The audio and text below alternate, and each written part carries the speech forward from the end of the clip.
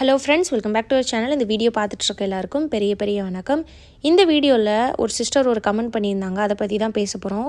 நான் அந்த கமெண்ட்டையும் காட்டுறேன் பின்னால். எனக்கு வந்து பார்த்திங்கன்னா, அதாவது அந்த சிஸ்டருக்கு அவங்க என்ன சொல்லியிருந்தாங்கன்னா, எனக்கு 2 lakhs வந்து நான் செலவு பண்ணி கிட்டத்தட்ட நான் ட்ரீட்மெண்ட் பார்த்தேன். எனக்கு வந்து 3 இயர்ஸ்க்கு அப்புறம் தான் தெரிஞ்சிச்சு என்ன பிரச்சனை அப்படின்னு. நான் பண்ண தப்பை நீங்கள் யாரும் பண்ணாதீங்க அப்படின்ற மாதிரி சொல்லியிருந்தாங்க. அந்த கமெண்ட்டை பார்த்தோன்னே அதை ஷேர் பண்ணணும்னு தோணுச்சு எனக்கு. அந்த வீடியோவுக்கு கீழே இருக்க கமெண்ட் செக்ஷனை பார்த்தவங்களுக்கு மட்டும்தான் அது தெரிஞ்சிருக்கும். பட் வீடியோவை போட்டால் அது நிறைய பேருக்கு தெரியும் அப்படின்னு தோணுச்சு.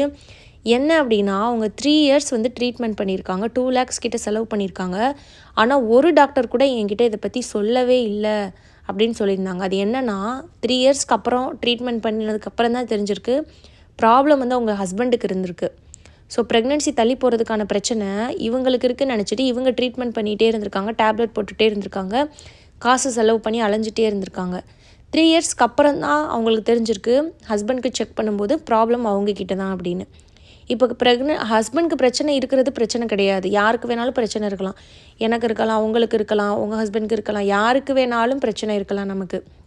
ஆனால் அதை கண்டுபிடிச்சி அதை சரி பண்ணணும்ல.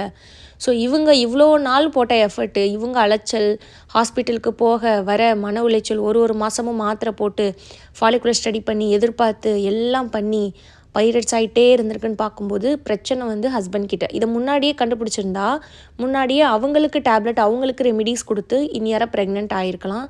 காசும் அவ்வளோ செலவு பண்ணியிருக்காங்க. எனக்கு இது லேட்டாக தான் தெரிஞ்சுது. எனக்கு என்னென்னா, இந்த கமெண்ட் பார்க்கும்போது ஏன் இதை டாக்டர்ஸ் யாரும் இவங்களுக்கு ட்ரீட்மெண்ட் போனவங்க சொல்லலைன்னு எனக்கே வந்து ஒரு ஷாக்கிங்காக தான் இருக்குது. ஏன் ஒரு டாக்டர் கூட சொல்லலை? ஏன்னா நிறையா அவங்க வந்து ட்ரீட்மெண்ட் பண்ணியிருக்காங்க, யாருமே சொல்லலை அப்படின்னும்போது இது ரொம்ப ஷாக்கிங்காக தான் இருக்குது. சில டாக்டர்ஸ் இது பண்ணுறாங்க. நானுமே வந்து ரீசெண்டாக ஒரு சிஸ்டர் என்னை காண்டாக்ட் பண்ணாங்க மெயிலில்.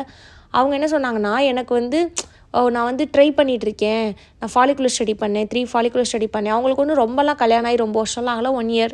ஒரு 3 ஃபாலிகுலர் ஸ்டடி பண்ணேன், எனக்கு ஓகே ஆகலை அப்படின்னு சொல்லி கேட்டிருந்தாங்க.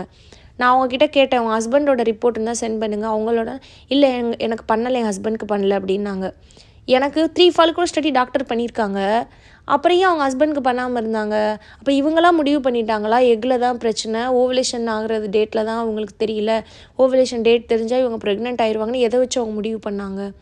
ஒரு ஸ்கேன் பார்த்தா தான் எக் எப்படி இருக்குன்னு தெரியும்ல. அதே மாதிரியே ஸ்பெர்ம் டெஸ்ட் எடுத்தால் தானே ஸ்பெர்ம் எப்படி இருக்குன்னு தெரியும். அது பண்ணாமையே ஏன் ஃபாலிகுலர் ஸ்டடி போகிறாங்கன்னு ஒரு டவுட் இருக்குது. சில டாக்டர் என்ன பண்ணுறாங்க அப்படின்னா, ஒரு சின்ன ட்ரை மாதிரி இந்த ஃபாலிகுலர் ஸ்டடி இதெல்லாம் பேசிக்கானது தானே, ஸோ இதில் வந்து பெருசாக கான்சன்ட்ரேட் பண்ண மாட்டுறாங்க. ஸோ இது கண்டினியூவாக பண்ணி ரொம்ப நாள் ட்ரீட்மெண்ட் போய் அவங்களுக்கு ஃபெயில் ஆனால் அடுத்த ஐயுஐலாம் பண்ண போகும்போது தான் அந்த ஸ்பெர்ம் டெஸ்ட்டை பற்றி அவங்க வந்து சொல்லி கொண்டு வராங்க. மேபி இப்போ இந்த சிஸ்டருக்கும் அதான் நடந்திருக்கும்னு நினைக்கிறேன். ஸோ டாக்டர் உங்ககிட்ட கேட்குறாங்களோ இல்லையோ, நம்ம டாக்டர்ஸை வந்து நம்ம ஏன் நீங்கள் அதை சொல்லலை அப்படின்னு நம்ம சொல்ல முடியாது. அவங்களுக்கு சில காரணங்கள் இருக்கலாம். இல்லைனா உங்களோட ஸ்கேன் பார்த்துட்டு மேபி உங்களுக்கு எக்கு சைஸ் டிலே ஆகுது, அதனால் இவங்களுக்கு தானே அவங்களா ஒரு முடிவுக்கு பண்ணியிருக்கலாம். ஸோ நம்ம அதுக்குள்ளெல்லாம் போக தேவையில்லை. உங்களுக்கு தெரிஞ்சிருக்கணும், நீங்கள் பேபிக்கு ட்ரை பண்ணுறீங்கல்ல, நீங்கள் இதை தெரிஞ்சுக்கோங்க. இப்போ நான் சொல்கிறேன், கண்டிப்பாக வந்து ஸ்பெர்ம் டெஸ்ட் வந்து ஏர்லி ஸ்டேஜ்லேயே எடுக்கிறது ரொம்ப நல்லது, ரொம்ப நல்லது. இப்போ நீங்கள் 2 பேருமே நீங்கள் ட்ரீட்மெண்ட் போகலை, நீங்கள் செக் பண்ணலன்னா அவங்களுக்கும் ஹஸ்பண்டுக்கும் செக் பண்ண வைக்க வேணாம். உங்களுக்கும் செக் பண்ணல, அவர் மட்டும் போய் எதுக்கு ஸ்பெர்ம் டெஸ்ட் எடுக்கணும், விட்டுருங்க. நீங்கள் போகிறீங்கன்னா அவங்களையும் எடுக்க சொல்லுங்கள். இப்போ நீங்கள் ட்ரீட்மெண்ட்டுன்னு ஒன்று ஹாஸ்பிட்டலுக்கு ஒரு செக்கப்னு ஸ்டார்ட் பண்ணுறீங்க. செக்கப் வேறு, ட்ரீட்மெண்ட் வேறு, 2க்கும் வித்தியாசம் இருக்குது. செக்கப்ன்றது நீங்கள் போய் சும்மா உங்களோட யூட்ரஸ் நல்லா இருக்கான்னு பார்த்துட்டு ஹார்மோன் டெஸ்ட் பண்ணுறது தான் செக்கப்பு. சத்து மாத்திரை வாங்குறது செக்கப். ஃபாலிகுலர் ஸ்டடி ஸ்கேன் பார்த்து கருமுட்டை என்றைக்கு வளர்ந்துருக்குன்னு சைஸ் சொல்லி சேர்ந்துருக்கா சொல்கிறாங்க, ஐயுஐ பண்ணுறாங்கன்னா அப்போ நீங்கள் ட்ரீட்மெண்ட் ஆரம்பிச்சிட்டிங்கன்னு அர்த்தம். அந்த ப்ராசஸ் போகும்போது கண்டிப்பாக வந்து ஸ்பெர்ம் டெஸ்ட்டு பண்ணிடுங்க. செக்கப்புக்கு போகும்போதே உங்களுக்கு செக்கப் பண்ணும்போதே எங்கள் ஹஸ்பண்ட்க்கும் ஸ்பெர்ம் டெஸ்ட் வந்து பண்ண சொல்லிடுங்க. அவங்க புரிஞ்சுக்கலை, எனக்கு என்ன பிரச்சனை, நான் நல்லா தானே இருக்கேன், எனக்கு தான் பண்ண முடியுதே, நான் நம்ம கூட சேர்ந்து இருக்கும்போது எனக்கு பிரச்சனை தெரியலையே அப்படின்னு சொன்னாலும் கொஞ்சம் அவங்கக்கிட்ட புரிய வைக்கிற விதத்தில் புரிய வைங்க. ஸோ வந்து ஒரு செக் பண்ணுறது நல்லது தானே. உங்களுக்கு பிரச்சனை இல்லைன்னு தெரியும், இருந்தாலும் ஒரு கன்ஃபர்மேஷனுக்கு உங்களுக்கு பிரச்சனை இல்லைன்னு சொல்லிவிட்டா நான் என் உடம்புல நான் கான்சன்ட்ரேட் பண்ணுவேன்ல அப்படின்னு சொல்லிவிட்டு கொஞ்சம் தன்மையாக பேசி புரிய வச்சு டெஸ்ட் பண்ண கூட்டிகிட்டு போங்க. சிலர் வரமாட்டாங்கன்னு சொன்னாங்கன்னா. ஸோ என்ன பிரச்சனைன்னு ஏர்லி ஸ்டேஜ்லேயே தெரிஞ்சிச்சுன்னா அவங்களுக்கும் சேர்த்து நீங்கள் டேப்லெட்ஸ் இது மாதிரி ரொம்ப ஈஸி தான், ரொம்ப ஈஸி தான். ஸ்பெர்ம் இன்க்ரீஸ் பண்ணுறது ஒன்றும் அவ்வளோ பெரிய விஷயம் கிடையாது. அதுவும் ஈஸியாக நம்ம கொஞ்சம் டயட் டேப்லெட் எடுத்தாலே இம்ப்ரூவ் பண்ணிடலாம். ஸோ அதுவும் ஒரு வேளை பிரச்சனை இருக்குன்னா அதை இம்ப்ரூவ் பண்ணலாம். உங்களுக்கு தான் egg growth hormone imbalance or something இருக்குது அப்படின்னா உங்களுக்கு நீங்கள் கான்சன்ட்ரேட் பண்ணலாம்.